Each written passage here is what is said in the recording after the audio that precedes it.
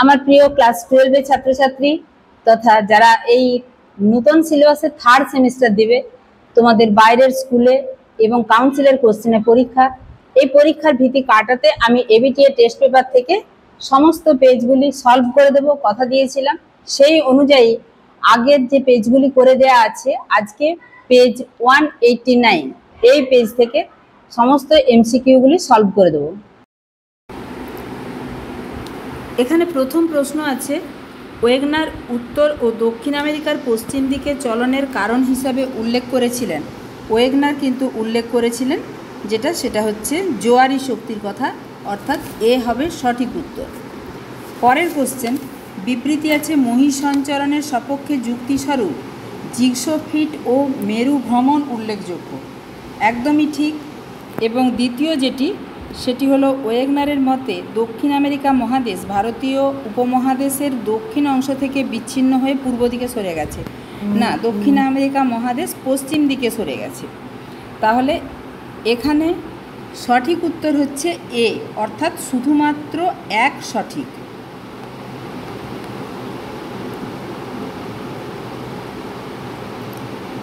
পরের প্রশ্ন 3-এর দাগে, নিচের যে পদ্ধতি পুঞ্জিত ক্ষয়ের মধ্যে পড়ে না তা হলো মৃত্তিকা বিসর্পণ, শিলাপতন, অবঘর্ষ, সলিফ্লাকশন। মৃত্তিকা বিসর্পণ, শিলাপতন, সলিফ্লাকশন এই তিনটিই পুঞ্জিত ক্ষয়, শুধুমাত্র অবঘর্ষটি পুঞ্জিত ক্ষয়ের মধ্যে পড়ে না। তাহলে সি হলো সঠিক উত্তর। এরপরে চলে যাব 4-এর দাগে। আমি সঠিক উত্তরটা বলে যাচ্ছি, তোমরা এর সাথে 1, 2, 3 বা এ বি সি ডি এর সাথে 1, 2, 3, 4 কোনটা মিল হবে সেই অনুযায়ী উত্তরটা দেখে নেবে। ইউ আকৃতির উপত্যকা, এটার সঠিক উত্তর হচ্ছে পার্শ্বক্ষয় নিম্নক্ষয় সমান, অর্থাৎ উপত্যকাটা এইভাবে কাটার জন্য নিম্নক্ষয়ও বেশি হয়েছে, অর্থাৎ নিচের দিকেও বেশি হয়েছে, এবং এই যে পার্শ্বক্ষয় এটাও বেশি হয়েছে, ফলে ইউ আকৃতির উপত্যকা গঠিত হয়েছে। তাহলে ইউ আকৃতির উপত্যকা পার্শ্বক্ষয় নিম্নক্ষয় সমান। ঝুলন্ত উপত্যকা কিভাবে গঠিত হয়? প্রধান হিমবাহের সঙ্গে উপহিমবাহের মিলন। রসে মোতানের এক দিকটা অবঘর্ষ প্রক্রিয়ায় মসৃণ হয়, অপর দিকটা এবড়ো খেবড়ো থাকে, অর্থাৎ হিমবাহের প্রবাহের দিক ও বিপরীত দিকে বৈষম্যমূলক ক্ষয় হয়। আর টিলা ও পুচ্ছ সেটা নরম ও শক্ত শিলা পাশাপাশি অবস্থান করলে এইভাবে শক্ত শিলার পিছনে নরম শিলাটা, এটা নরম শিলা যেটা বিন্দু বিন্দু করছি, এই শিলাটা রক্ষা পেয়ে যায়। দেখো এখানে যে বিকল্পগুলি সাজানো হয়েছে বাম স্তম্ভ ডান স্তম্ভ, সেখানে এতে যাবে 2, যেটি অপশনে নেই, তাই জন্য আমি আবার ঘুরে লিখে দিচ্ছি। সিতে যাচ্ছে 1, বিতে যাচ্ছে 4 এবং ডিতে যাচ্ছে 3, সেরকমভাবে কিন্তু অপশন সাজানো নেই। এরপরে চলে যাব 5-এর দাগে। চুনাপাথরের গুহার ছাদ থেকে ঝুলন্ত তীক্ষ্ণ শীর্ষ ভূমিরূপগুলিকে বলে। যখনই চুনাপাথরের গুহার মধ্যে উপরের থেকে ঝুলবে তখনই সেটার নাম হচ্ছে স্ট্যালাকটাইট, আর যেটা নিচ থেকে উপরের দিকে সেটা হচ্ছে স্ট্যালাকমাইট। তাহলে এখানে গুহার ছাদ থেকে ঝুলন্ত অবস্থায় বলা হয়েছে, তাহলে এটা কি? এটা হচ্ছে স্ট্যালাকটাইট। আমি এটা ক্লাসেও বলেছিলাম, মাটি থেকে যেটা উঠবে সেটা হচ্ছে স্ট্যালাকমাইট, মনে রাখার জন্য এইরকমভাবে বলেছিলাম। নিম্নলিখিত কোনটি বেমানান? এখানে যে অপশনগুলি আছে, প্যাটার্ন স্টার হ্রদ, পিরামিড চূড়া, সার্ক, অশ্বক্ষুরাকৃতি হ্রদ, এটি সবগুলি হিমবাহের কাজের ফলে, অশ্বক্ষুরাকৃতি হ্রদ হলো নদীর কাজের ফলে সৃষ্ট ভূমিরূপ। এর পরের কোশ্চেন 7-এর দাগে, নিম্নলিখিত চিত্রটিতে চিহ্নিত ভূমিরূপটি চিহ্নিত করো। এখানে এই যে ভূমিরূপটি এখানে আরও দেয়া আছে, এই ভূমিরূপটি স্ট্যালাকটাইট এবং স্ট্যালাকটাইট মিশে গেছে, অর্থাৎ গঠন করেছে স্তম্ভ। চলে যাব 8-এর দাগে। শৈলক্ষেপ বৃষ্টিপাতের ক্ষেত্রে পর্বতের অনুবাত ঢালে বৃষ্টিপাত হয় না। হ্যাঁ, একদম ঠিক বাক্য।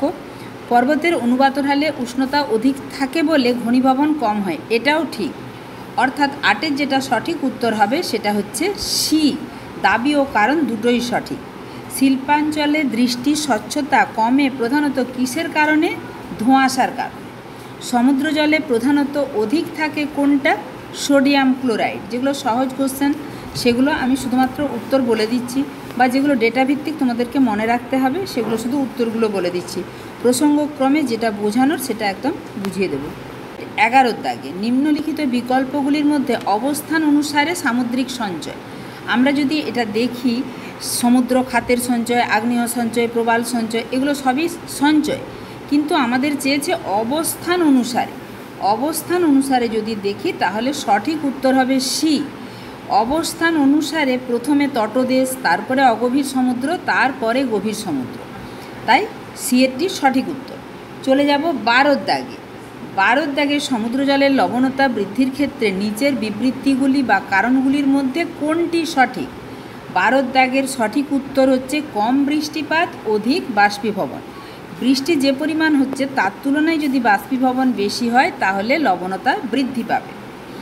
পরের কোশ্চেন, ওটিইসি এর ফুল ফর্ম কি? ওটিইসির ফুল ফর্ম হলো ডি এর দাগে যেটি আছে, ওশান থার্মাল এনার্জি কনভার্সান। ওটিইসি দিয়েই কিন্তু সবগুলি শুরু হয়েছে, এগুলি একটিও ঠিক নয়। সঠিক উত্তর হচ্ছে ডি এরটা, ওশান থার্মাল এনার্জি কনভার্সান। 14 দাগে 1, 2, 3, 4 সূর্য থেকে শক্তি আসছে মাংসাশী, স্বভোজী, তৃণভোজী, সর্বভুক। এই অপশনগুলির মধ্যে সঠিক উত্তর হবে সি এরটি। শীতে কি আছে না, প্রথমে স্বভোজী, তারপর এখানে হবে তৃণভোজী, এখানে হবে মাংসাশী এবং 4-এ হবে সর্বভুক। চলে যাব 15 দাগে। তো একটি ডেট্রিভোর প্রাণী, একদমই ঠিক। বিতে যেটি আছে, বাস্তুতন্ত্রে বিয়োজকের সংখ্যা সবচেয়ে কম, না এটি ভুল। বাস্তুতন্ত্রে বরং বিয়োজকের সংখ্যা সবচেয়ে বেশি। লিন্ডেম্যান 10% সূত্রের প্রবক্তা, এটিও ঠিক। এবং উদ্ভিদ ও প্রাণীর মধ্যে সঞ্চিত সজীব পদার্থকে স্ট্যান্ডিং ক্রপ বলে, এটা ঠিক। তাহলে এর মধ্যে স্ট্যান্ডিং ক্রপ, এটা কিন্তু শর্ট কোশ্চেনের জন্য খুব গুরুত্বপূর্ণ, এটাও তোমরা পেয়ে গেলে।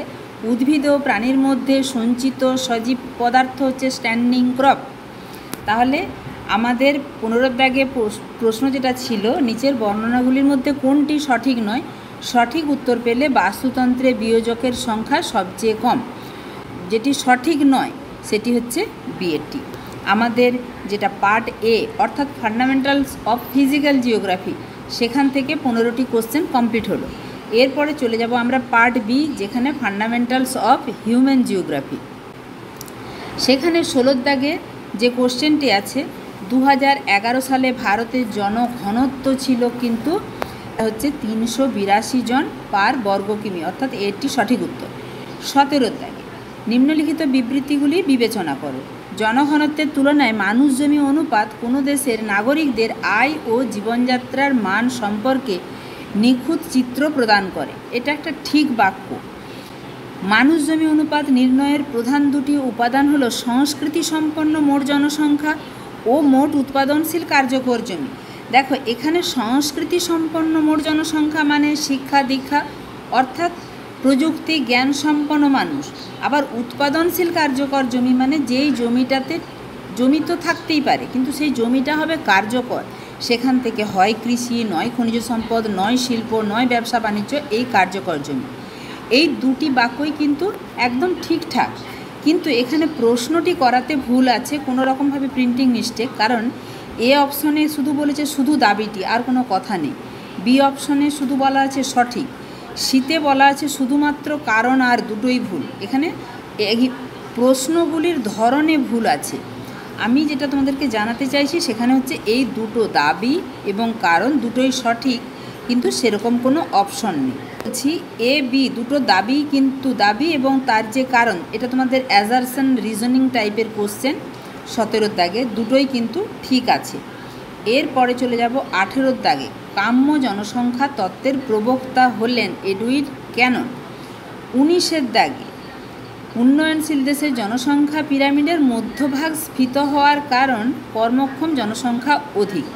উন্নয়নশীল দেশে জনসংখ্যা পিরামিড কীরকম হয় না, এই রকমভাবে জনসংখ্যা পিরামিডটার এই মাঝখানটা স্ফীত, আবার এই রকমভাবে এই যে মাঝখানটা স্ফীত এই অংশটা মানে মাঝবয়সী জনসংখ্যার সংখ্যা বেশি। তাহলে কি দাঁড়ালো উত্তরটা? কর্মক্ষম জনসংখ্যা অধিক। মাঝবয়সী জনসংখ্যা তারাই বেশি কাজ করতে পারে। এরপরে ডি এর দাগে জনস্বল্পতা দেখা যায় না। জনস্বল্পতা দেখা যায় না কিন্তু জাপানে একটা দ্বীপরাষ্ট্র, ছোট রাষ্ট্র, হোক্কাইডো, হনশু, শিকোকু, কিউশু, এই ছোট ছোট 4টে দ্বীপ নিয়ে জাপান, কিন্তু এখানে জনসংখ্যা অনেক বেশি, তাই সঠিক উত্তর হবে জাপান। 11 দাগে নিচের দেয়া পৌর জনবসতির বৈশিষ্ট্যগুলি বিশ্লেষণ করে সঠিক বিকল্প নির্বাচন করো। 21 দাগে যেটি সঠিক উত্তর সেটি হচ্ছে সি। কেন দেখো, এখানে 1 দাগেরটি ঠিক, অর্থাৎ বসতিগুলি গোষ্ঠীবদ্ধ প্রকৃতির, পৌর জনবসতি মানে শহরের জনবসতি, এখানে গোষ্ঠীবদ্ধ প্রকৃতির জনবসতি থাকে, এবং 4টাও সঠিক, অর্থাৎ উন্নত পরিকাঠামো এবং উন্নত জীবনযাত্রা থাকে এই শহরে। আর 2 আর 3 ভুল কেন? শহরের অধিকাংশ বাসিন্দা নিশ্চয়ই কৃষিকাজে নিযুক্ত নয়, এটি এখানে দেয়া আছে।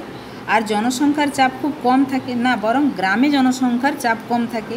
তাহলে এ এবং অর্থাৎ 1 এবং 4 সঠিক। তাহলে 21 দাগে সঠিক উত্তর হলো কি না সি। এরপরে চলে যাব 22 দাগে। গণ্ড প্রজাতির বাসিন্দাদের বসতির প্রকৃতি কেমন হয়?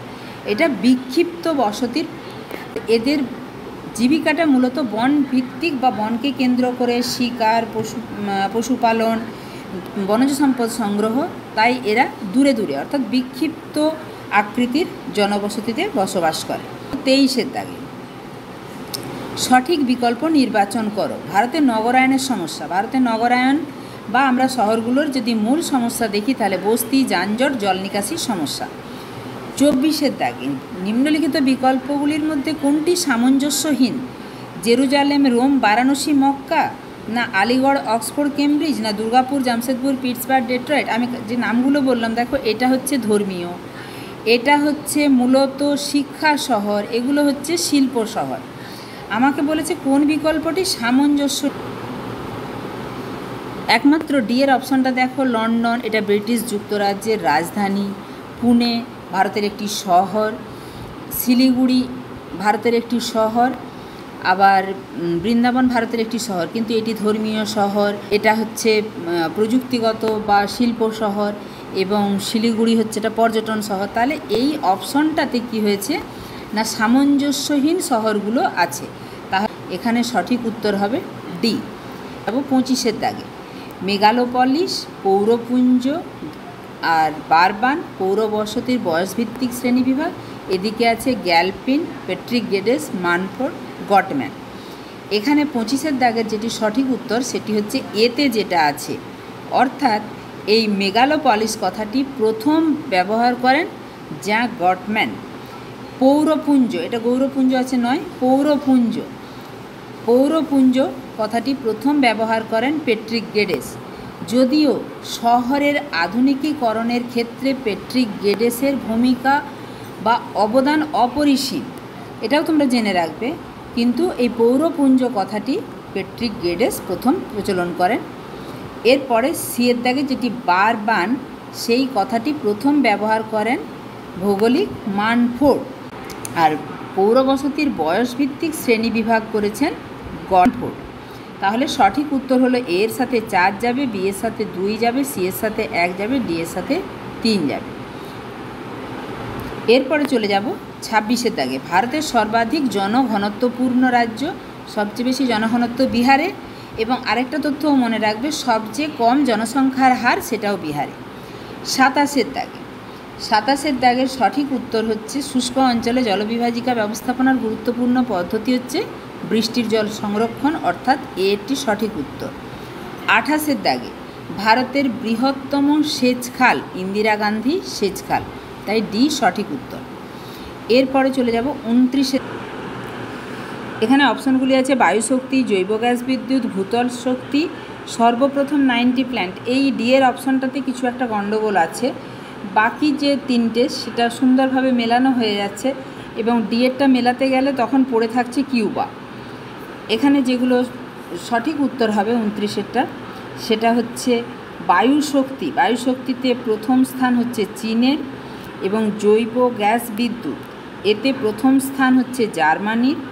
ভূতল শক্তি এতে প্রথম স্থান হচ্ছে আমেরিকা যুক্তরাষ্ট্রের, এবং সর্বপ্রথম 90 প্ল্যান্ট, এই ব্যাপারটা ঠিক বোঝা যাচ্ছে না, কিন্তু কিউবা অপশনটা পড়ে থাকছে, তাহলে সঠিক উত্তর হচ্ছে এ।